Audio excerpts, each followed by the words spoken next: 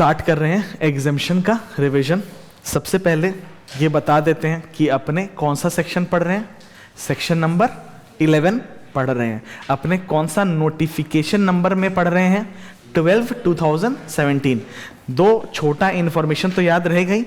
Section 11 क्या कर रहा है, पावर टू ग्रांट एग्जेम्पशन, ठीक है ना। बेसिकली वो क्या कर रहा है, power to grant exemption. Government इस सेक्शन के वजह से क्या कर सकता है, एग्जेम्पशन नोटिफिकेशन ला सकता है, either for generic purpose, general purpose के लिए, या फिर फॉर स्पेसिफिक केसेस। ये तो अपने पढ़े हैं अभी तक, ठीक है ना। रेट्रोस्पेक्टिव इफेक्ट से भी गवर्नमेंट काम कर सकता है कुछ, ठीक है ना, जिसका टाइम पीरियड 1 ईयर था। उसके बाद जितना इफेक्टिव टैक्स रेट है उतना पर ही लेना टैक्स, ठीक है। जो रजिस्टर्ड आदमी है उन लोग को बोला जा रहा है, ठीक है। कंडीशनल हो सकता है, अनकंडीशनल हो सकता है, होलली हो सकता है, पार्टली हो सकता है। ये तो अपने पढ़ ही लिए हैं अभी तक, ठीक है ना। तो मोटा मोटी 18 कैटेगरी में डिवाइडेड है। टोटल नंबर ऑफ सर्विसेज जिसके बारे में अपने को पढ़ना है, सबसे पहले जो अपने पढ़े थे वो क्या था, चैरिटी एंड रिलीजियन। चैरिटी दिमाग में सुनते ही सबसे पहले आ जाता है charitable institute which is registered under section 12AA of income tax act 1961, ठीक है ना। वो अगर कोई तरह का चैरिटेबल एक्टिविटी कर रहा है तब एग्जेम्पशन मिल जाएगा। मतलब चैरिटेबल इंस्टीट्यूट जो कि सेक्शन 12AA के अंदर रजिस्टर्ड, अगर वो कोई भी तरह का एक्टिविटी करेगा तो उसको एग्जेम्पशन मिलेगा क्या, नहीं। सिर्फ चैरिटेबल एक्टिविटीज करेगा तब एग्जेम्पशन मिलेगा। तो अब क्वेश्चन है कि चैरिटेबल एक्टिविटीज होता क्या है। चैरिटेबल एक्टिविटीज है public health by way of care and counselling of ill HIV patient, drug patient, और जो कि नशा से मतलब एडिक्टेड है, ठीक है। पब्लिक अवेयरनेस का जो प्रोग्राम होता है उन सब भी इंक्लूड हो गया है। एडवांसमेंट ऑफ रिलीजियन योगा या स्पिरिचुअलिटी। उसके बाद advancement of educational programme abandoned children लोग के लिए, जो मेंटली अब्यूज्ड या ट्रॉमेटाइज्ड है, या फिर जो प्रिजनर लोग हैं, या फिर जो 65 से ऊपर के एज वाले लोग हैं जो कि रूरल एरिया में हैं, ठीक है ना। उसके बाद प्रिजर्वेशन ऑफ एनवायरनमेंट, ठीक है। पूरा चैरिटेबल एक्टिविटी का जो बात है वो तो याद नहीं रख पाएंगे, बट हड़बड़ी में जल्दी में जब रिवाइज करना है तो ये बॉक्स देख पाएंगे आराम से, ठीक है ना। तो this goes for every entry. आप एवरी एंट्री के लिए बॉक्सेस रेफर कर सकते हो, that contains whole information but in a summary form, ठीक है।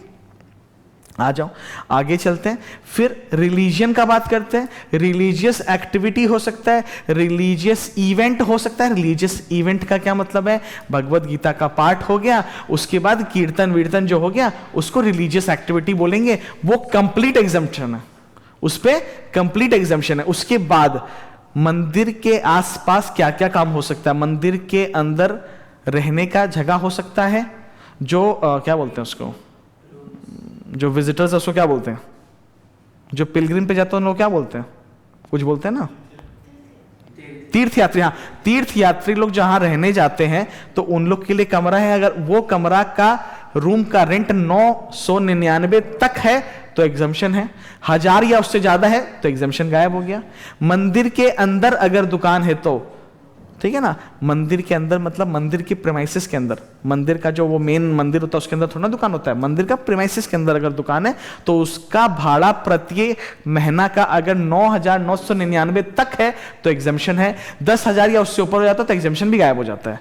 पर डे का जो हॉल होता है अगर उसका रेंट 9,999 से ज्यादा है तो एग्जेम्पशन उड़ जाएगा। 9,999 तक है तो एग्जेम्पशन मिल जाएगा, यहां तक कोई दिक्कत नहीं। उसके बाद बात करते हैं जो हज पे जाते हैं और जो माउंट कैलाश का यात्रा पे जाते हैं। इन दो को ही यहाँ पे क्यों सिलेक्ट किया हुआ है, क्या इंडिया में और तीर्थ स्थान नहीं है क्या? यहाँ पे बहुत सारा तीर्थ स्थान है, लेकिन ये दोनों तीर्थ का जो स्थान है वो इंडिया में नहीं है, इसीलिए उसको यहाँ पर लाया गया है। कि बोल रहा है कि हज कमेटी जो सऊदी अरेबिया में मक्का जाने के लिए जो लोग हैं अगर उनको कुछ सर्विस प्रोवाइड कर रहा है तो वहां पर एग्जेम्पशन मिल जाएगा। प्लस माउंट कैलाश का यात्रा के लिए जो खुमाओ मंडल विकास निगम लिमिटेड ऑर्गेनाइजेशन जो है अगर वो कुछ सर्विसेज प्रोवाइड कर रहा है तो उस पे भी जीएसटी नहीं लगेगा, ठीक है ना। उसके बाद अपने आ जाते हैं न्यूज और एंटरटेनमेंट पे। न्यूज और एंटरटेनमेंट में बोला है कि फ्रीलांसर लोग पीटीआई और यूएनआई को एग्जेम्पशन है on what, on collecting and providing of information, on collecting and providing of information, ठीक है ना। पीटीआई और यूएनआई के बीच में डिफरेंस पता है, दोनों ही बहुत पुराना है। PTI is a very big news agency, ठीक है, जो बहुत पहले ही एकदम इनिशियल स्टेजेस में ही 47-49 में स्टैब्लिश कर दिया गया था। Uni on the other hand was an English news oriented agency formed by India, ठीक है ना, बात समझ में आ रहा है। उसको बोला जाता है multilingual news agency in India, ठीक है ना। फिर उसके बाद अपने बात करते हैं एक इंपॉर्टेंट सर्विस का जहां पर एग्जम्पशन अवेलेबल है, जिसका नाम है एजुकेशन।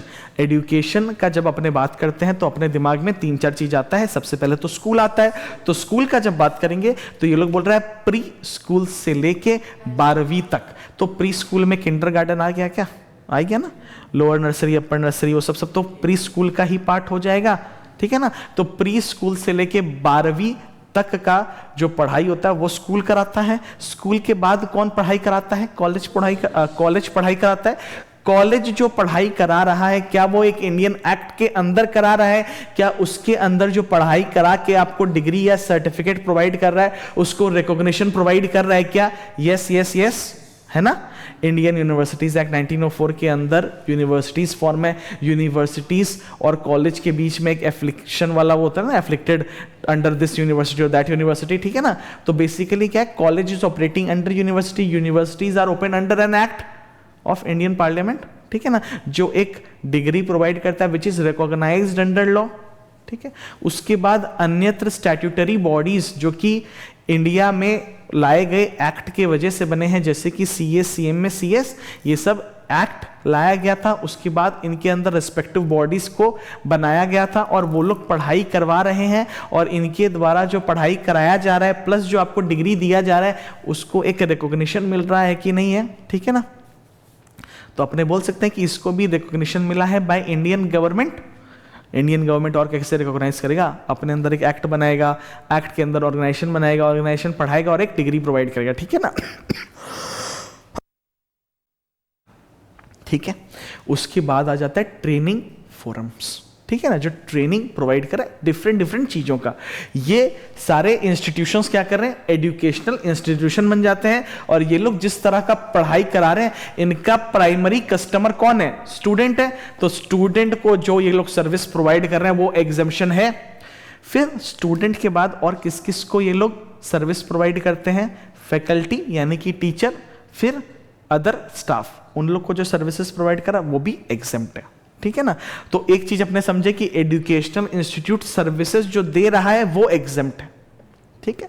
सर्विसेज प्रोवाइड जो करा, मतलब एजुकेशनल इंस्टीट्यूट का आउटवर्ड सप्लाई इज एग्जम्प्ट, ठीक है। Now we are talking about inward supply. तो स्कूल का सिर्फ अगर बात करें तो स्कूल 3 तरह का सर्विसेज प्रोक्योर कर रहा है, ट्रांसपोर्टेशन, केटरिंग एंड हाउसकीपिंग का सर्विसेज इंक्लूडिंग सिक्योरिटी सर्विसेज। उस तरह का सर्विसेज सोचो कि मैंडेटरी है कि नहीं स्कूल पर्पसेस के लिए, 100% मैंडेटरी है, तो वहां पर इनवर्ड सप्लाई भी एग्जम्प्ट हो गया, ठीक है।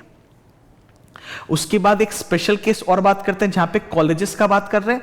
कॉलेजेस अगर जर्नल या पीरियोडिकल प्रोक्योर कर रहा है तो उस पर भी जीएसटी नहीं लगेगा। ये एंट्री सिर्फ कॉलेजेस को दिया गया है और ऊपर वाला बात जो टीसीएस वाला बात है वो सिर्फ स्कूल को दिया गया है, ठीक है ना, यहां पे कोई दिक्कत नहीं है। उसके बाद एक तरह का और इनपुट सप्लाईज ये लोग लेता है और एक तरह का आउटपुट सप्लाई देता है जिसका नाम है एंट्रेंस एग्जामिनेशन या कोई भी एग्जामिनेशन कंडक्ट कराना। तो कोई भी एग्जामिनेशन आप कंडक्ट करा रहे हो मतलब आपका आउटवर्ड सप्लाई है, दैट इज एग्जम्प्ट, ठीक है। देन आउटवर्ड सप्लाई के लिए फॉर कंडक्टिंग ऑफ एग्जामिनेशन अगर आप कुछ इनपुट सप्लाईज दे रहे हो तो वो भी एग्जम्प्ट है। इनवर्ड सप्लाई क्या हुआ, एक जगह भाड़े पे लेना जहां पे लोग जाएंगे एग्जाम देने के लिए, स्टूडेंट जाएगा एग्जाम देने के लिए, पेपर करेक्ट करवाना, पेपर पहुंचवाना, पेपर का cost, those become inward supplies. Are we clear on this, ठीक है ना। उसके बाद अपने को जो बाहर का यूनिवर्सिटीज है या बाहर का कोर्सेज है, फॉरेन का जो कोर्सेज है, सीपीए, सीपीए है और मेरे को याद नहीं आ रहा क्या क्या है, ठीक है ना, सीएफए, जो फॉरेन सीएफए, वो सब बाहर के एक्ट के थ्रू बनाए गए इंस्टीट्यूट और जो सर्विसेज प्रोवाइड कर रहे हैं इंडिया में आके, क्या वो इंडियन गवर्नमेंट ने बनाया, नहीं, तो उस पर एग्जम्पशन अवेलेबल नहीं है। प्राइवेट कोचिंग वाले लोग, क्या उन पे एग्जम्पशन अवेलेबल है, नहीं, वो लोग जो पढ़ाते हैं, जो डिग्री देते हैं, क्या उसका रिकॉग्निशन है? No. If there is no recognition under Indian law then it is not exempt over here. खत्म हो गया क्या बात? बोर्ड का एग्जाम्स के बारे में बात किया। बोर्ड का एग्जाम्स के लिए जो सर्विसेज प्रोवाइड किया जा रहा है, किनको किया जा रहा है? स्टूडेंट को दिया जा रहा है, फैकल्टी को दिया जा रहा है, तो वो एग्जाम्प्ट है। एग्जाम कंडक्ट कराने के लिए जगह रेंट पे लिया जाता होगा, पेपर पहुंचाया जाता होगा, क्वेश्चन पेपर पहुंचाया जाता होगा, एग्जामिनर होगा, पेपर चेकर होगा, उन सब का सर्विसेज एग्जाम्प्ट है। फिर आईसीएसई बोर्ड, सीबीएसई बोर्ड या स्टेट लेवल बोर्ड्स भी तो अपने अंदर बहुत सारे स्कूल्स ऑपरेट कर रहे हैं, जो लिखा होता है ना कि दिस स्कूल इज एफ्लिक्टेड अंदर दिस बोर्ड और दैट बोर्ड, ठीक है ना। तो वो जो एफ्लिक्शन करने का जो पैसा ले रहा है, क्या वो जीएसटी से एग्जाम्प्ट है क्या? नो, वो जीएसटी से एग्जाम्प्ट नहीं है।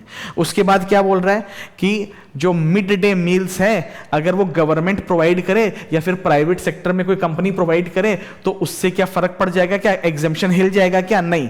जब तक मेन बात एकदम कॉन्क्रीट है कि भैया मील मिलना चाहिए स्टूडेंट लोग को, तब तक ओके है, जहां से भी आए कोई फर्क नहीं पड़ता है अपने को, ठीक है ना। ऐसा ही सेम बात एक जगह और पढ़े हैं। कहां पे पढ़े हैं प्लीज बताओ? पब्लिक ट्रांसपोर्ट के केस में, कि पब्लिक ट्रांसपोर्ट में जो व्हीकल ऑपरेट कर रहा है, अगर वो प्राइवेट कंपनी ऑन करे चाहे वो गवर्नमेंट ऑन करे, उससे कोई फर्क नहीं पड़ा। अल्टीमेटली वो पब्लिक ट्रांसपोर्ट के लिए यूज होना चाहिए, ठीक है ना। उसके बाद अपने आ जाते हैं आगे और सर्विसेज पे, जो एजुकेशन स्किल्स डेवलपमेंट का सर्विसेज का कैटेगरी था। क्या है? सबसे पहला लाइब्रेरी। लाइब्रेरी अगर कोई भी सर्विस प्रोवाइड कर रहा है तो वहां पर एग्जाम्पशन है। तो बेसिकली नेशनल लाइब्रेरी या public library as well as school का लाइब्रेरी बोथ आर एग्जेम्प्ट, ठीक है ना। उसके बाद क्या है? NSDC, national skill development council, ठीक है ना।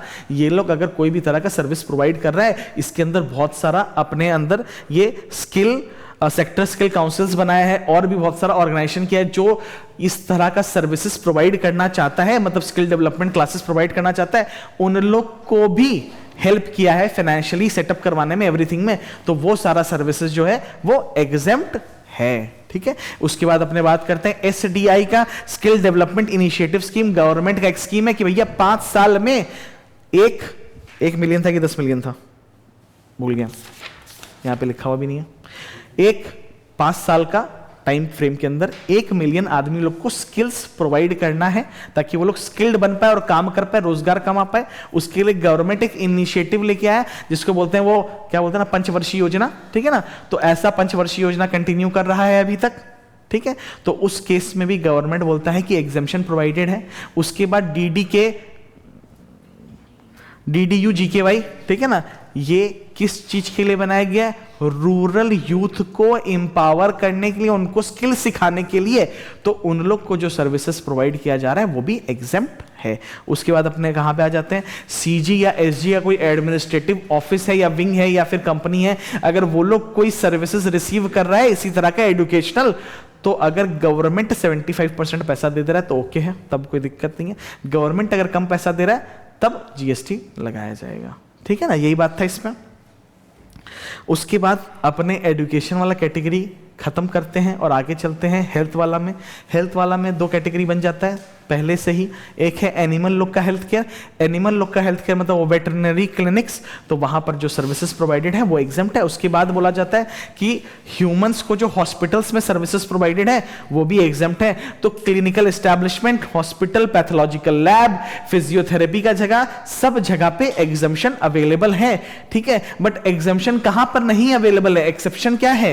हेयर ट्रांसप्लांट वाला, कॉस्मेटिक सर्जरी वाला चीज, उसमें क्या है? एग्जेम्पशन अवेलेबल नहीं है। वो आप अपने इच्छा से अपने आप को सुंदर बनाने के लिए कर रहे हो। बट इसमें अगेन एक एक्सेप्शन है। क्या एक्सेप्शन है? कि भाई किसी का इतना बुरा एक्सीडेंट हुआ है कि उसका फेशियल रिकंस्ट्रक्ट करने का एक्चुअली में रिक्वायरमेंट है, क्योंकि देखने में असुविधा हो रहा है उसके प्रियजनों को, तो वहां पर अगर इस तरह का कोई फेशियल रिकंस्ट्रक्शन कर रहा गया है, कॉस्मेटिक सर्जरी हो रहा है, हेयर ट्रांसप्लांट हो रहा है, then it is okay, then it is covered under this exemption, ठीक है। 1 एक्सेप्शन इस और बचा हुआ, जो कि है कि भाई अगर कोई भाड़ा पे रूम ले रहा है वहां पर जिसका रेंट 5,000 से ज्यादा है तब एग्जेम्पशन खत्म हो जाता है। 5,000 से कम है तो एग्जेम्पशन सस्टेन करता है। इसका भी एक एक्सेप्शन है जिसका नाम है ICU, ICCU, CCU और NICU, मतलब इंटेंसिव क्रिटिकल केयर यूनिट में अगर कोई पेशेंट है तो वहां पर आप एग्जेम्पशन दे देना, वहां पे GST मत लगाना। कॉर्ड ब्लड बैंक का सर्विसेज पे पहले एग्जेम्पशन हुआ करता था, अब वो एग्जेम्पशन विथड्रॉ कर लिया गया है। उसके बाद बात करते हैं आर्टिफिशियल असिस्टेड रिप्रोडक्टिव टेक्नोलॉजी, जो IVF टेक्नोलॉजी है जिसके थ्रू चाइल्ड बर्थ होता है, उसको भी इस एग्जामिशन के अंदर इंक्लूड कर लिया गया है। पब्लिक शौचालय और नशा मुक्ति केंद्र, इन सब को एग्जामिशन प्रोवाइड किया गया है। उसके बाद स्पोर्ट्स का कैटेगरी में आ जाते हैं। अगर कोई स्पोर्टिंग इवेंट को स्पॉन्सर कर रहा है तो वहां पर टैक्सेशन का बात नहीं होगा। तो यहां पर टैक्स लगता भी तो कैसे, RCM में तो नहीं लगेगा। अरे RCM में लग रहा होगा चाहे NCM में लगा रहा, एग्जाम्पशन मतलब तो नो टैक्स, बात ही खत्म, ठीक है। उसके बाद अगर कोई इंडिविजुअल रिकॉग्नाइज्ड स्पोर्ट्स बॉडी को सर्विस प्रोवाइड कर रहा है या फिर रिकॉग्नाइज्ड स्पोर्ट्स बॉडी को सर्विस प्रोवाइड कर रहा है तो एग्जाम्पशन अवेलेबल है। उसके बाद एडिशनली चीज हम लोग को क्या समझना है, जो रिवर्स में याद रखना है कि भाई IPL टाइप वाला चीज जो है वो इस एग्जाम्पशन से कवर नहीं होता है, ठीक है ना, बिकॉज वो रिकॉग्नाइज्ड स्पोर्ट्स बॉडी नहीं है। तो कई जगह पे क्वेश्चन आता है कि भाई एक अनरिकॉग्नाइज्ड स्पोर्ट्स बॉडी या लोकल स्पोर्ट्स बॉडी, जब लोकल स्पोर्ट्स बॉडी बोला जाएगा तो क्या आप ये समझेंगे कि वो रिकॉग्नाइज्ड स्पोर्ट्स बॉडी है? नो, आप समझेंगे वो रिकॉग्नाइज्ड स्पोर्ट्स बॉडी नहीं है। अगर एग्जाम का क्वेश्चन में लिखा हुआ है कि रिकॉग्नाइज्ड स्पोर्ट्स बॉडी है तभी आप मानो कि वो रिकॉग्नाइज्ड स्पोर्ट्स बॉडी है, वरना आप मत मानो, ठीक है ना। अब आ जाते हैं एग्रीकल्चर, खितान दोनों को कंबाइन कर दिए, किसान और खेती, ठीक है। तो राइस को लेके ये लोग बोल रहे हैं कि सब चीज ओके है, loading unloading warehousing storage, ठीक है, सब चीज पे क्या है एग्जाम्पशन प्रोवाइड कर देंगे क्योंकि rice is the most staple food of India. उसके बाद बात करते हैं माइनर फॉरेस्ट प्रोडक्ट जैसे कि हनी, वैक्स, ये सब, इन सब पे क्या है एग्जाम्पशन है। क्या चीज पे है? वेयर हाउसिंग और स्टोरेज पर है, ठीक है ना। उसके वेयर हाउसिंग पर है, स्टोरेज पर नहीं है। उसके बाद storage and warehousing of few item, pulses, cereals, ठीक है ना, फ्रूट्स, वेजिटेबल्स, नट्स, वो सब पे एग्जाम्पशन अवेलेबल है। उसके बाद बोल रहा है cotton in a storable form, अगर रखा जा रहा है तो उस पे एग्जाम्पशन है क्या? तो भाई कॉटन पे एग्जाम्पशन ही उड़ा दिया है तो यहां पे भी एग्जाम्पशन नहीं रहने का बात है। फ्यूमिगेशन, कोई भी तरह का छिड़काव, दवाई टाइप का, तो वहां पर एग्जाम्पशन था, अब हट गया है। फिर एग्रीकल्चरल प्रोसेसेस के बारे में बात किया है जहां पे कल्टीवेशन और rearing of all forms of life के बारे में बात किया है। एक्सेप्शन क्या है? Horse can not be considered over here. उसके बाद क्या बोलता है? For food, fibre, fuel, raw material and other similar product, इन सब चीजों के लिए अगर कुछ तरह का स्पेसिफिक प्रोसेस हो रहा है तो वहां पर एग्जाम्पशन है। क्या है? डायरेक्टली रिलेटेड टू कल्टीवेशन, जो हार्वेस्टिंग वाला प्रोसेस होता है, कल्टीवेशन का प्रोसेस होता है, थ्रेशिंग का प्रोसेस होता है, प्लांट प्रोटेक्शन का प्रोसेस होता है, वो एग्जाम्प्ट है। उसके बाद बोल रहा है सप्लाई ऑफ फार्म लेबर जो है वो एग्जाम्प्ट है। उसके बाद एग्रीकल्चरल फार्म में अगर कुछ तरह का एक्टिविटी हो रहा है तो वो एग्जाम्प्ट है। उसके बाद क्या बोलते हैं? एग्रो मशीनरी अगर अपने भाड़े पे ले रहे हैं तो वहां पर भी एग्जाम्पशन अवेलेबल है। उसके बाद storage of agricultural produce, loading unloading, उस तरह की चीजों पर भी एग्जाम्पशन अवेलेबल है। एक्सटेंशन सर्विसेज, किसान को स्किल्स प्रोवाइड करने के लिए छोटा मोटा कोर्सेस इन क्या बोलते हैं एनरिचमेंट प्रोग्राम्स, उन सब पे भी एग्जाम्पशन है। मंडी में जो सामान बेचा जा रहा है, जो कमीशन वमीशन का काम हो रहा है, वहां पर भी एग्जाम्पशन अवेलेबल है। जॉब वर्क, कोई भी तरह का जॉब वर्क एक्टिविटी है आपका एग्रीकल्चरल प्रोड्यूस के साथ, आप जॉब वर्क एक्टिविटी कर रहे हो ताकि आप उसको बेच पाओ। अरे धान तो ऐसे उगता नहीं है, मतलब सॉरी वीट का दाना तो ऐसे उग नहीं रहा है, वो तो धान के फॉर्म में उगता है ना, धान के अंदर अटैच होता है, तो उससे अलग नहीं करवाएंगे तो हम बेचेंगे कैसे? तो उस तरह का प्रोसेस अगर आप जाके करवा रहे हो कोई मशीनरी के द्वारा तो वो चीज जॉब वर्क में यहां पर आ जाएगा और वहां पर बोला गया है एग्जाम्पशन है। बट मिलर्स अगर राइस, पैडी को राइस में कन्वर्ट कर रहा है तो वहां पर एग्जाम्पशन नहीं दिया है ये लोग, क्योंकि राइस पे ऑलरेडी बहुत एग्जाम्पशन दे दिया, यहां पर भी एग्जाम्पशन दे देगा तो फिर तो कैसे चलेगा, ठीक है। आर्टिफिशियल इंसेमिनेशन पर एग्जाम्पशन है, स्लॉटरिंग पर एग्जाम्पशन था, उड़ा दिया गया है। उसके बाद फ्रूट्स और वेजिटेबल का pre conditioning, pre cooling, waxing, polishing, label sticking, वो सारा चीज पे एग्जाम्पशन अवेलेबल है। उसके बाद NCCD के बारे में बात किया, national centre for cold chain development के बारे में बात किया। ये एक बॉडी है जो गवर्नमेंट बनाया ताकि कोल्ड चेन फैसिलिटीज बन पाए इंडिया में, और उसमें किस तरह का टेक्नोलॉजी यूज होना चाहिए, क्या चीज होना चाहिए, उसके बारे में नॉलेज को फैला सके, ठीक है ना। तो वो अगर कोई भी तरह का सर्विसेज दे रहा है तो वो एग्जाम्प्ट है। उसके बाद क्या आता है? फार्मर को अपने खेत में पानी चाहिए, खेत में पानी लाने के लिए उसको मोटर चाहिए, ठीक है ना। मोटर इलेक्ट्रिसिटी से चलेगा, इलेक्ट्रिसिटी का लाइन इलेक्ट्रिसिटी कंपनी वाला वहां तक जो देगा उस पे GST नहीं लगेगा, ठीक है। गवर्नमेंट का सर्विसेज के अंदर अपने आके बात करते हैं कि गवर्नमेंट का सर्विसेज के अंदर 3 कैटेगरी है। एक है 243GW वाला, एक है पीवीटी वाला, पोस्ट एयरक्राफ्ट वेसल ट्रांसपोर्टेशन वाला, और एक क्या है अदर सब्सिडरी रेसिडुअरी कैटेगरीज। ठीक है, तो सबसे पहले बात करते हैं क्या चीज का, 243G और W वाला। तो अपने को पता है कि भाई CG या SG पब्लिक अथॉरिटीज के फॉर्म में अगर 243G या W के अंदर मेंशन किया गया हुआ अगर एक्टिविटीज परफॉर्म कर रहा है तो उस पे एग्जम्पशन है, इतना तो अपने को पता है। लोकल अथॉरिटी को इंक्लूड कर लिया गया है और गवर्नमेंटल अथॉरिटी को इंक्लूड कर लिया गया है।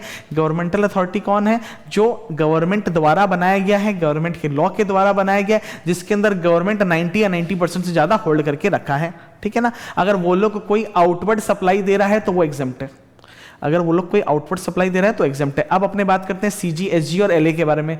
CG, SG और LA अगर कोई इनवर्ड सप्लाई ले रहा है जहां पर अपने बाइफरकेट कर दे कि प्योर सर्विस कॉन्ट्रैक्ट है, then it is completely exempt.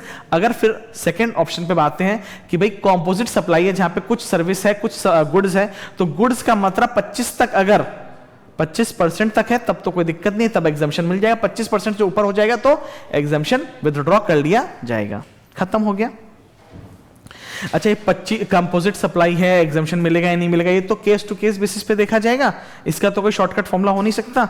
उसके बाद अपने आ जाते हैं सर्विसेज बाय गवर्नमेंट, जो एक जेनरिक बात किया गया है जहां पर एक्सेप्शन है पोस्ट एयरक्राफ्ट वेसल और ट्रांसपोर्टेशन। तो नॉर्मल कोर्स में गवर्नमेंट क्या बोला, नॉन बिजनेस एंटिटी, मतलब घरेलू औरतें, मतलब जो हाउस होल्ड वाइफ्स है और जो सैलरीड एम्प्लॉइज है उस टाइप का आदमी लोग जो बिजनेस नहीं कर रहा उन पे टैक्स नहीं लगाएंगे। तो सिंपल है, वो लोग टैक्स देने वाला भी नहीं था कभी भी। ठीक है, उसके बाद जो बिजनेस एंटिटी है उस पर टैक्स लगाया जाएगा विथ एन एक्सेप्शन कि भाई पीवीटी पे तो टैक्स लगेगा ही, चाहे घरेलू आदमी यूज करे चाहे बिजनेस एंटिटी यूज करे। ओके है, ठीक है, मतलब पोस्टेज का सर्विसेज यूज कर रहा है तो टैक्स देना पड़ेगा, एयरक्राफ्ट या वेसल का कर रहा है तो भी टैक्स देना पड़ेगा, और ट्रांसपोर्टेशन रिलेटेड अगर सर्विसेज अवेल कर रहा है तो भी टैक्स देना पड़ेगा।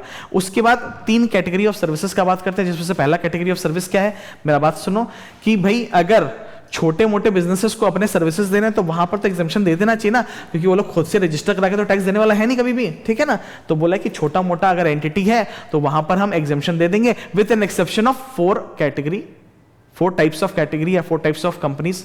तो पहला क्या है, पोस्ट एयरक्राफ्ट वेसल, ट्रांसपोर्टेशन और रेंटिंग ऑफ इमूवेबल प्रॉपर्टी। ठीक है ना, अगर छोटा मोटा आदमी को रेंटिंग ऑफ इमूवेबल प्रॉपर्टी भी कर दिए तो वहां तो टैक्स देना ही पड़ेगा। मतलब नॉन बिजनेस एंटिटी को अगर रेंटिंग ऑफ इमूवेबल प्रॉपर्टी करेंगे तो टैक्स लगेगा क्या? नहीं, सिर्फ बिजनेस एंटिटी को करें चाहे वो 20 लाख से ऊपर हो चाहे नीचे हो, वहां पे टैक्स लगेगा, और वहां पे एमसीएम में लगेगा, क्योंकि बाकी जगह पे आरसीएम के हिसाब से टैक्स लग रहा था। ये अपने आरसीएम के चैप्टर में कंप्लीट कर चुके हैं। उसके बाद गवर्नमेंट, अगर गवर्नमेंट को सर्विस दे रहा तो टैक्स लगना चाहिए क्या? नहीं लगना चाहिए, नो जीएसटी। उसके बाद स्मॉल वैल्यू सर्विसेज अगर गवर्नमेंट दे रहा तो वहां पे जीएसटी होना चाहिए क्या? वहां पे भी जीएसटी नहीं है। इसमें भी एक्सेप्शन है पीवीटी, इन तीनों ही केसेस में पीवीटी एक्सेप्शन की तरह था ही। फिर एक ऊपर डायग्राम है जो एक समरी था।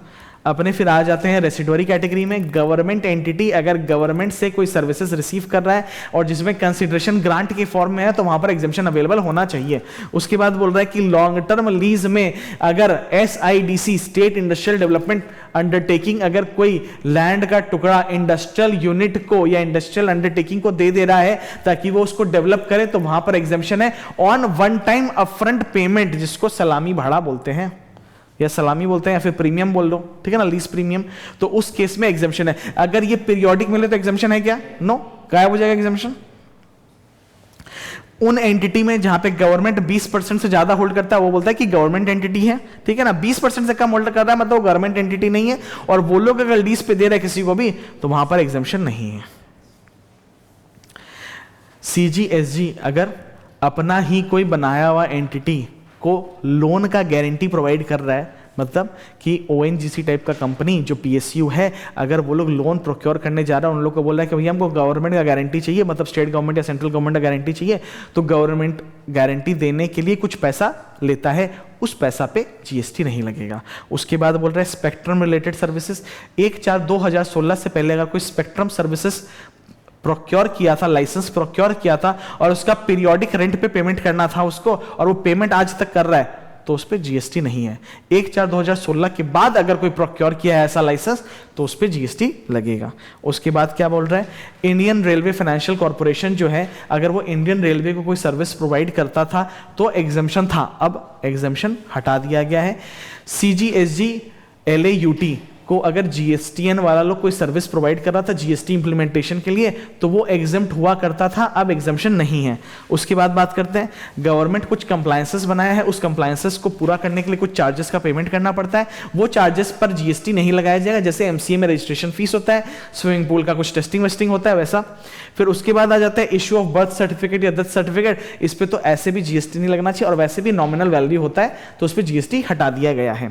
फिर नॉन परफॉर्मेंस कॉन्ट्रैक्ट, जीएसटी आने के बाद कुछ कॉन्ट्रैक्ट्स ऐसा था जो गवर्नमेंट के साथ बाकी लोग एंटर किए थे, जिसमें गवर्नमेंट वाज द रिसिपिएंट, जहां पे जो सप्लायर है उसको अब लग रहा है कि जीएसटी आने के बाद उसको कुछ बचेगा नहीं तो वो बैक ऑफ करना चाहता है, तो गवर्नमेंट उसको बोला कि ठीक है तुम बैक ऑफ करेगा तो ब्रीच ऑफ कॉन्ट्रैक्ट के अंदर मेरे को डैमेजेस दे दो, तो डैमेजेस जब वो पे कर रहा है तो उस पर जीएसटी नहीं आएगा। सेम चीज अपने सप्लाई के चैप्टर में पढ़ ली है, ठीक है ना।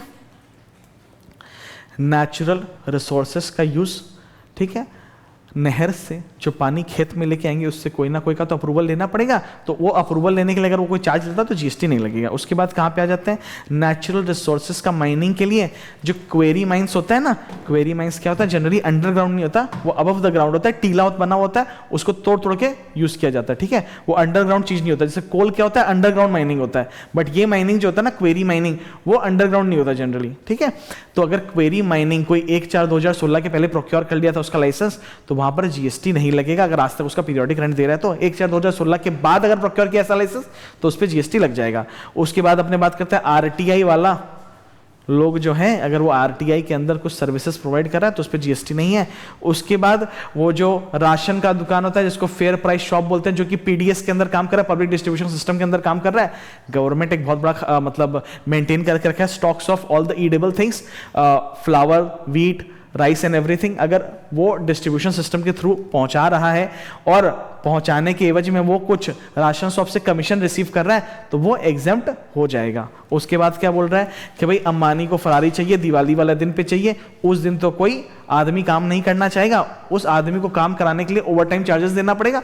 वो ओवरटाइम चार्जेस जब पे किया जाता है गवर्नमेंट द्वारा तो उस पर जीएसटी नहीं लगाया जाएगा। उसके बाद बात करते हैं excess royalty collection contractor, lease mining holder लोग क्या करता है, गवर्नमेंट से ले लेता है एक जगह, पूछ लेता है कि भैया हम यहाँ से माइनिंग करेंगे, आप मेरे को अलाउ कर दो, उसके एवज में आप मेरे से कुछ पैसा ले लो। पैसा जो है वो दो मोड से जाता है, एक फिक्स्ड है और एक वेरिएबल है। फिक्स्ड पोर्शन तो गवर्नमेंट को संग संग मिल जाएगा, ठीक है ना, बट गवर्नमेंट को ये समय नहीं होता कि वेरिएबल पोर्शन हमको बाद में मिलेगा। गवर्नमेंट बोलता है अभी के अभी मेरे को वेरिएबल पोर्शन भी दे दो, तो गवर्नमेंट एक मॉनिटर अपॉइंट करता है। मॉनिटर क्या करता है, मॉनिटर चेक करेगा कि भैया कितना माइनिंग हो गया, कितना माइनिंग के बाद मेरे को कितना पैसा मिलना है, ठीक है ना। तो वो बोलता है, गवर्नमेंट बोल रहा है ईआरसीसी को कि भैया तुम हमको आज ही क्या पैसा देते, अगर वो ज्यादा माइन किया उसको ज्यादा पैसा मिलेगा तो तुम्हारा हो गया, मेरे को कोई दिक्कत है, हमको आज क्या जितना पैसा दे दो, ठीक है ना। लेकिन लीज माइनिंग होल्डर जो है वो दोनों टाइमिंग का जब पेमेंट करता है, जब वो ईआरसीसी को पेमेंट करेगा एज वेल एज जब वो गवर्नमेंट को पेमेंट करेगा, वो दोनों पे ही आरसीएम में टैक्स जमा कर देगा, ठीक है। तो बार बार तो टैक्स जमा नहीं होगा, तो ईआरसीसी जब गवर्नमेंट को पैसा देता है तो उस पर टैक्स नहीं लगाया जाता है।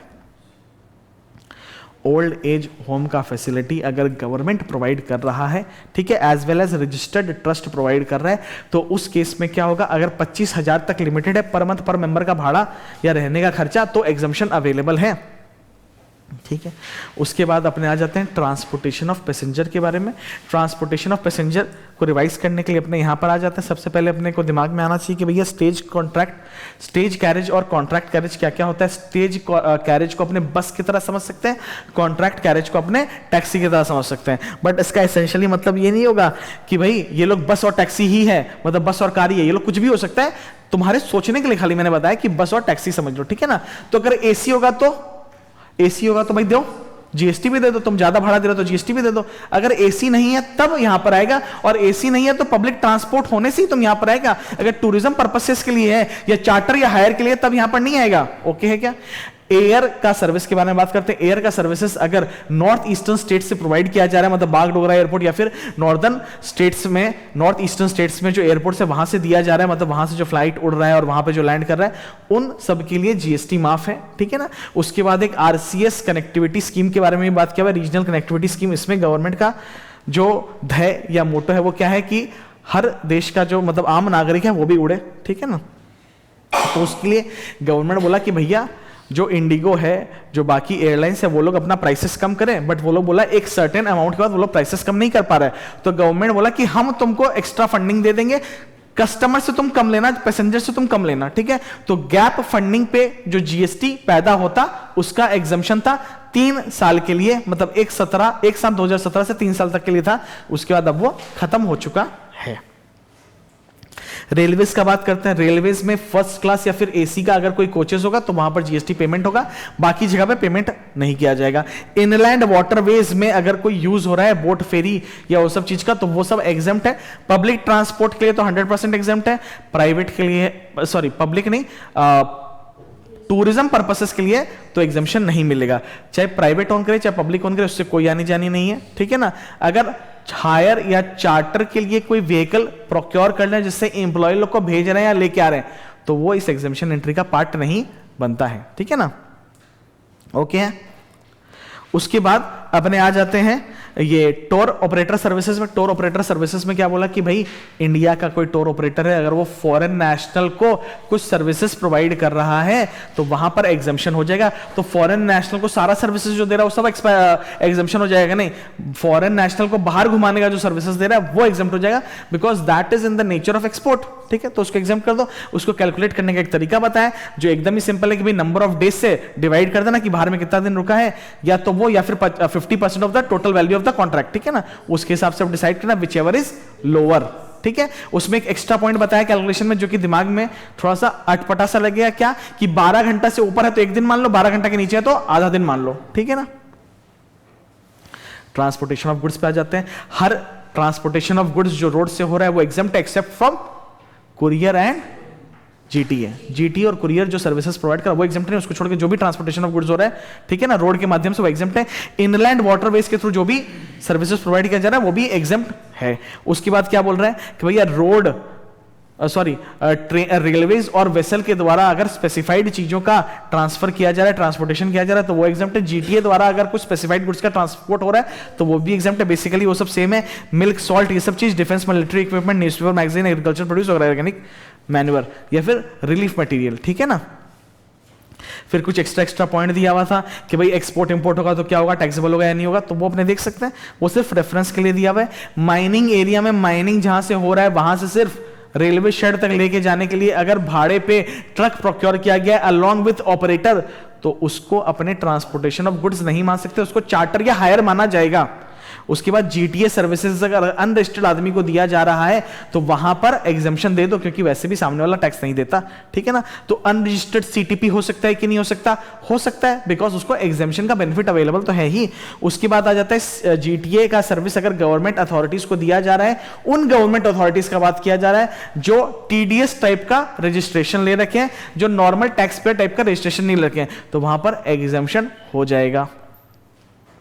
उसके बाद नेशनल परमिट प्रोक्योर कौन करता है, ट्रक वाला लोग करता है। जब वो लोग नेशनल परमिट प्रोक्योर करेगा तो वहां पर एग्जाम्पशन मिल जाएगा। लैंड लॉक्ड कंट्री जो है जैसे कि नेपाल, भूटान, अगर उन लोग के यहाँ पे कुछ ट्रांसपोर्टेशन हो रहा है या फिर वहां से खाली व्हीकल आ रहा है तो उसका भाड़ा पे जीएसटी मत लगाना, नहीं तो उन लोग के यहाँ पर दिक्कत हो सकता है। उसके बाद आ जाता है satellite launch services. ISRO, Antariksh corporation, New Space India Limited अगर कोई सर्विसेज प्रोवाइड कर रहा है तो वहां पर एग्जाम्पशन है। रेंटिंग पे आ जाते हैं। प्रधानमंत्री आवास योजना के अंतर्गत अगर किसी को पैसा मिला है, कोई बेनिफिशियरी है और वो अपना मकान बना रहा है तो प्योर सर्विस कॉन्ट्रैक्ट पे उसको एग्जाम्पशन मिल जाएगा, ठीक है ना। अगर कोई ऐसे ही अन्यत्र व्यक्ति है जिसको बेनिफिट नहीं मिला है गवर्नमेंट से, अगर वो भी अपना मकान बनाना चाहता है, अपना मकान, अपना फ्लैट नहीं, तुम फ्लैट लेके फ्लैट बनवाओगे तो उसके लिए कोई एग्जाम्पशन नहीं है। तुम अपना मकान बनाना चाहते हो, मकान बनाओगे तो pure service contract is exempt. Works contract is not exempt, क्योंकि उसमें गुड्स और सर्विसेज दोनों आ जाता है। अगर ऐसा बात हुआ कि गुड्स तुम प्रोक्योर करके देगा तो, ठीक है ना।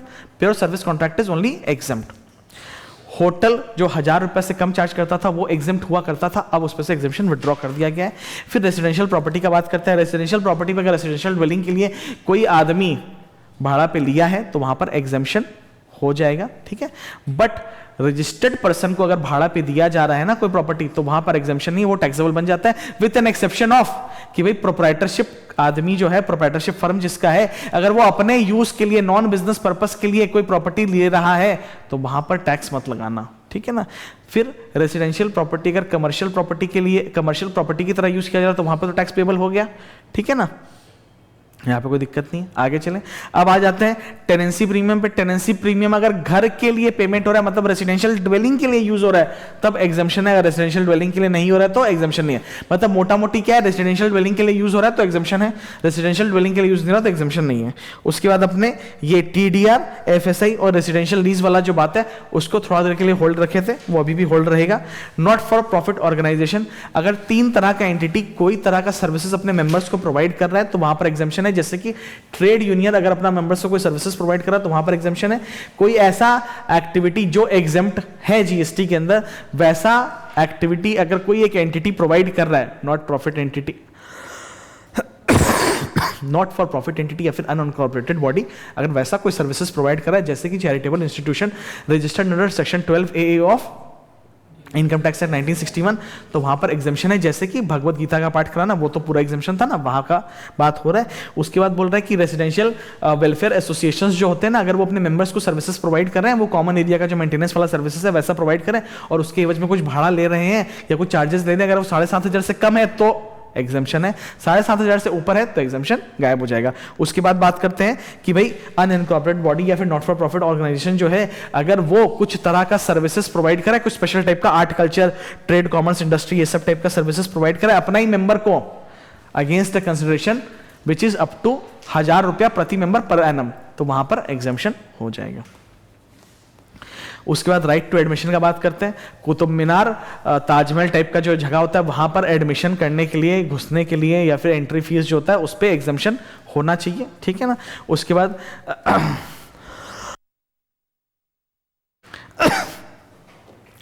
Right to admission service by way of right to admission to circus, dance, theatrical performance including drama and ballet, award functions, concert, इस तरह का जगहों पे जो एडमिशन फीस लगता है वहां पर एग्जाम्पशन होना चाहिए। मूवी टिकट के लिए कोई एग्जाम्पशन नहीं है, ठीक है ना।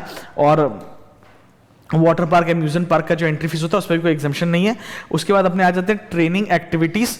इसमें क्या है कि ट्रेनिंग या फिर coaching activities for recreational purposes अगर प्रोवाइड किया जा रहा है आर्ट, कल्चर और स्पोर्ट्स के लिए तो वहां पर एग्जाम्पशन अवेलेबल है। उसके बाद अपने आ जाते हैं फोर्क या फिर क्लासिकल फॉर्म ऑफ आर्ट, कोई आर्टिस्ट प्रोवाइड कर रहा है थिएटर को तो वहां पर एग्जाम्पशन है, लेकिन वो म्यूजिक, डांस और थिएटर के लिए ही होना चाहिए। अगर उसको 1.5 लाख से ज्यादा मिल रहा है तो एग्जाम्पशन नहीं मिलेगा, 1.5 लाख से कम मिल रहा है तो एग्जाम्पशन मिलेगा।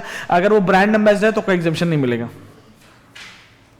एंकर लोग को जो ऑनरेरियम पे किया जाता है, गेस्ट एंकर को जो ऑनरेरियम पे किया जाता है उस पर जीएसटी लगेगा, क्योंकि वहां पर नहीं लगेगा, ऐसा कहीं पे बात ही नहीं हुआ था। फिर लीगल सर्विसेज में आ जाता है, यहां पर आरसीएम का 2 एंट्री को कंबाइन कर दिया गया, एक है आर्बिट्रल ट्राइब्यूनल को, और जो लॉयर वाला सर्विसेज था ना उसको कंबाइन कर दिया है। भाई ये लोग जो सर्विसेज प्रोवाइड कर रहे हैं, जो लीगल सर्विसेज प्रोवाइड कर रहे हैं, वहां पर एग्जाम्पशन है।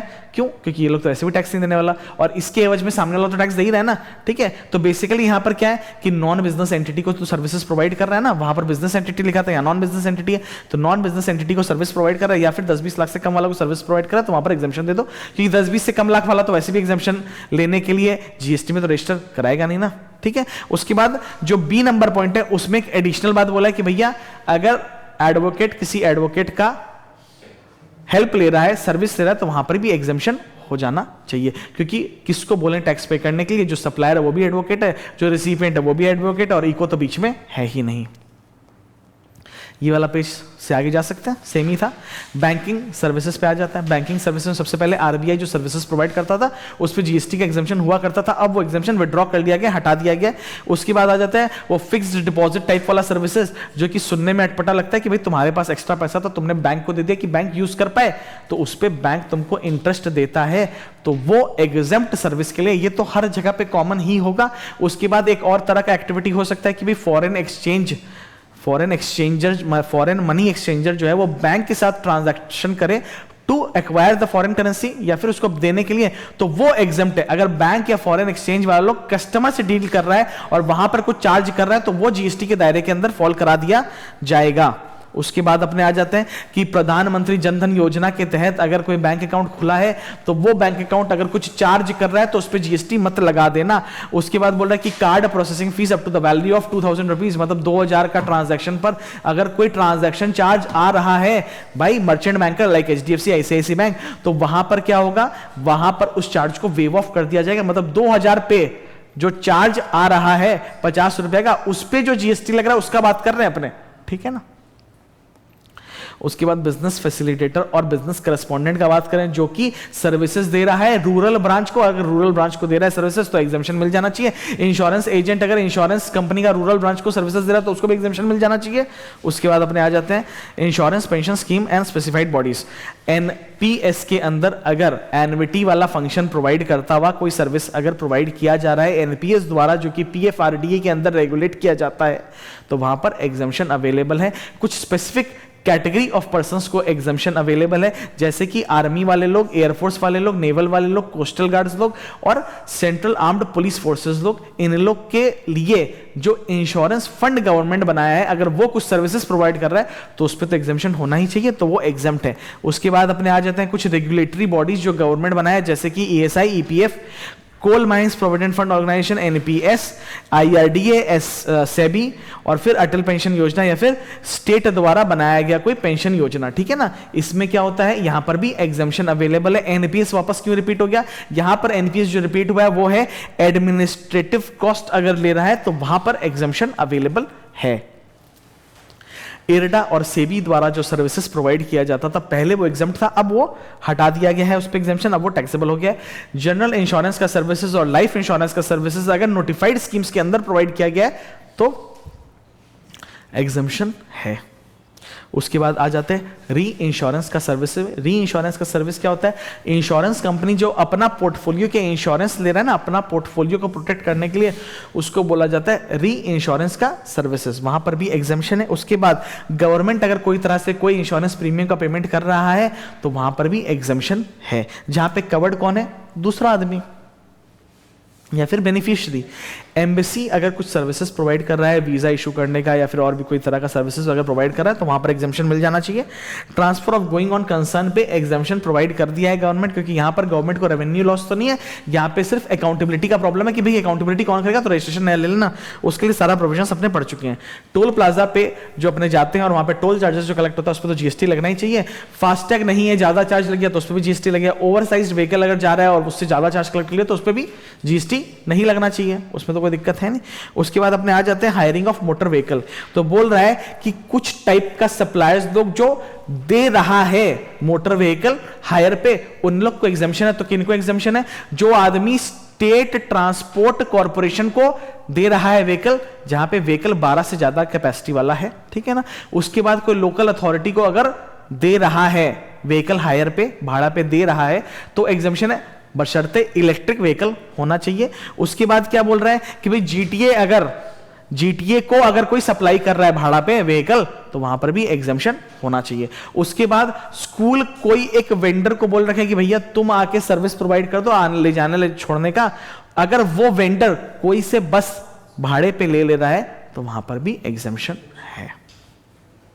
वहां पर एग्जाम्पशन क्यों है, क्योंकि अल्टीमेटली जो आउटपुट सप्लाई निकलने वाला है वहां तो एग्जाम्प्ट ही है ना, तो इसको भी एग्जाम्प्ट कर दो, नहीं तो उसका वैल्यू बढ़ जाएगा।